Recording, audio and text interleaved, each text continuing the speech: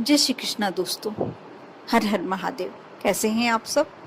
स्वस्थ और सुरक्षित होंगे दोस्तों। कल शनिवार का दिन और कुछ ऐसे उपाय, कुछ ऐसी समस्याएं होती हैं जिससे आर्थिक समस्या बहुत बड़ी समस्या है। यदि आर्थिक समस्या आपके साथ भी है, आपके पास पर्याप्त धन नहीं है, पर्याप्त पैसा नहीं है, तो इस तंगी से जो गुजरता है वही जानता है। आर्थिक तंगी से परेशान व्यक्ति हर संभव प्रयास करता है। वह मेहनत से पैसा कमाने के साथ साथ ज्योतिष, विद्वान पंडित सभी के बताए उपाय करने की, पूजन कराने की, बड़ी कोई अनुष्ठान कराने का पूरा प्रयास करता है।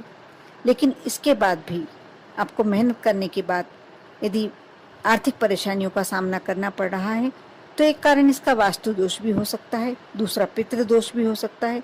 कभी कभी होता ऐसा है कि घर में वास्तु दोष होता है, इसके कारण कड़ी मेहनत का उचित व सार्थक परिणाम नहीं प्राप्त होता।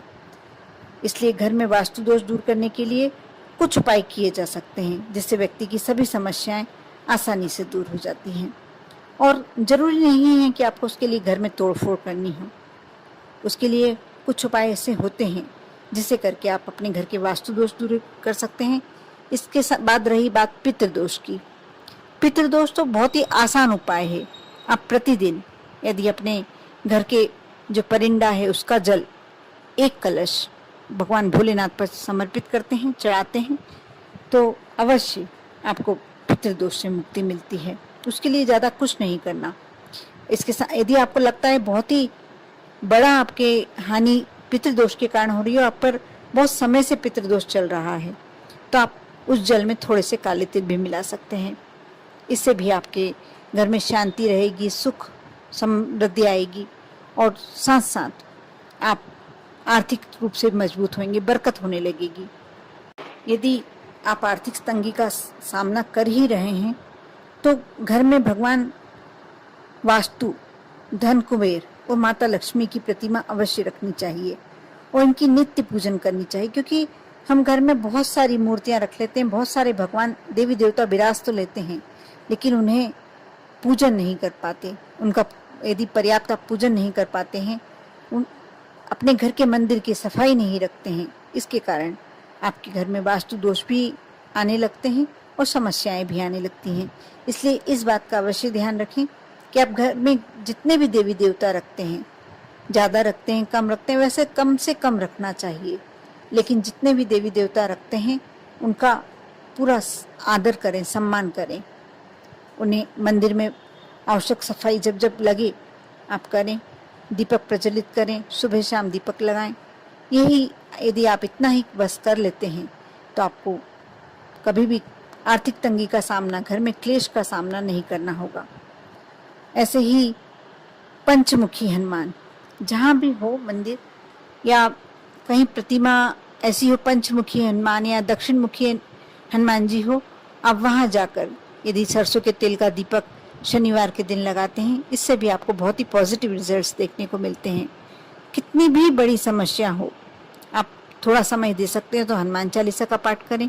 इससे भी आपको अपने घर में शांति होने लगेगी और साथ में आपके मानसिक शांति बहुत मिलेगी और धन की कभी कमी नहीं होगी। जैसा मैंने पहले वीडियो में बताया कि मंगलवार या शनिवार किसी दिन भी आप यदि कोई बहुत बड़ी समस्या से आप ग्रस्त हैं, बहुत बड़ी परेशानी से ग्रस्त हैं, तो आप यह उपाय अवश्य करना चाहिए। मैं बार बार अपने वीडियो पे इसमें इसलिए इस बात का जोर देती हूँ, प्रेशर डालती हूँ, क्योंकि ये छोटा सा कार्य कर कर आप भगवान को प्रसन्न कर सकते हैं, आपकी समस्याएं दूर कर सकते हैं, तो क्यों ना करें।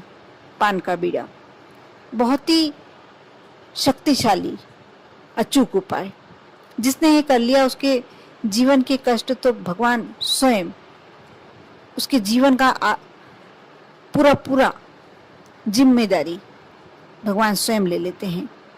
अब मैं जो उपाय बताने जा रही हूँ बहुत ही सुंदर और बहुत ही छोटा सा उपाय है, लेकिन आप करते हैं तो अवश्य इससे आपको फायदा होता है। ये शनिवार के दिन ही करना है, शनिवार के दिन से शुरू करना है और ये हनुमान जी के लिए ही उपाय है।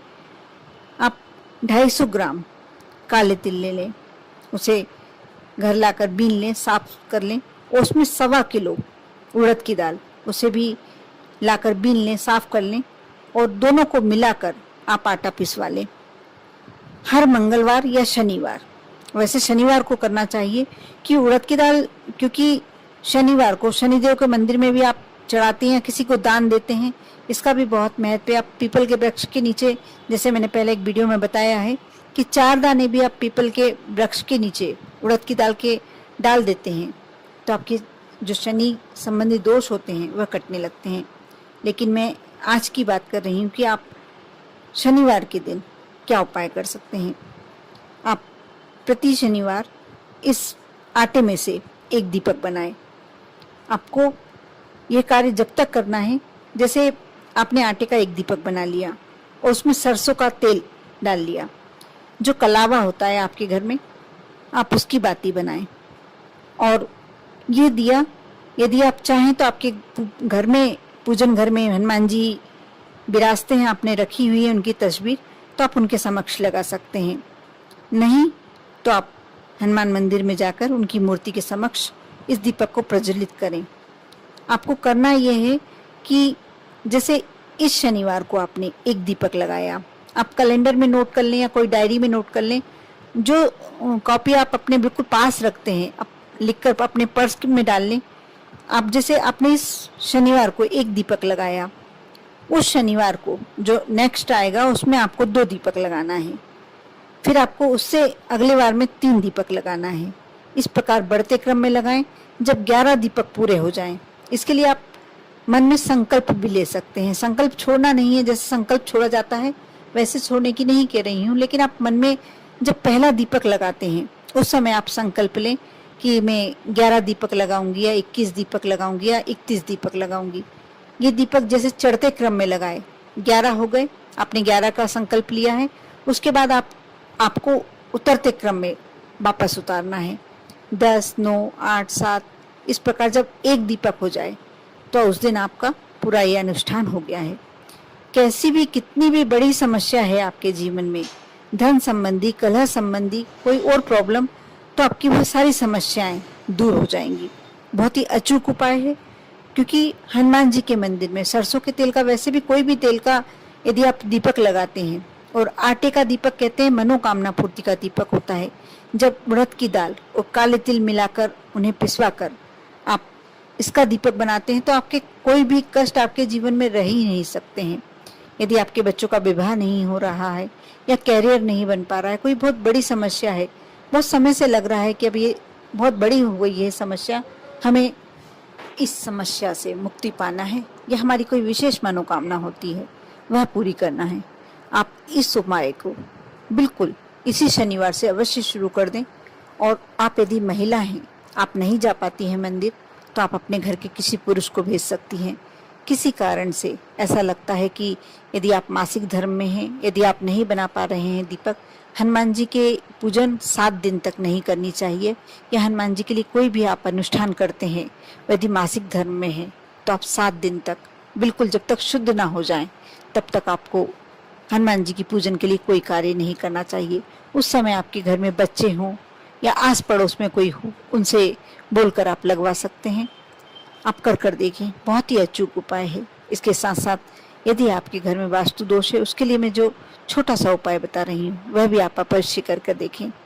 आप अपने घर के ईशान कोण, उत्तरी पूर्वी कोने पर एक जल से भरा हुआ कलश रखें। पूजन करके पहले स्वास्तिक बनाएं, उस पर थोड़े से शुद्ध जल के छींटे दें, गंगा जल हो तो गंगा जल के छींटे दें, थोड़े से चावल छोड़ें और उस पर किसी शुभ दिन कलश रखें, भरकर कलश। उस कलश को कभी भी खाली ना होने दें। आपके घर में कैसा भी वास्तु दोष होगा दूर हो जाएगा। कर देखें, विश्वास बनाए रखें। विश्वास के साथ आप जो भी कार्य करेंगे अवश्य आपकी सभी मनोकामनाएं पूर्ण होंगी, आप पर और आपके पूरे परिवार पर। भोलेनाथ की कृपा हमेशा बनी रहे। ओम नमः शिवाय।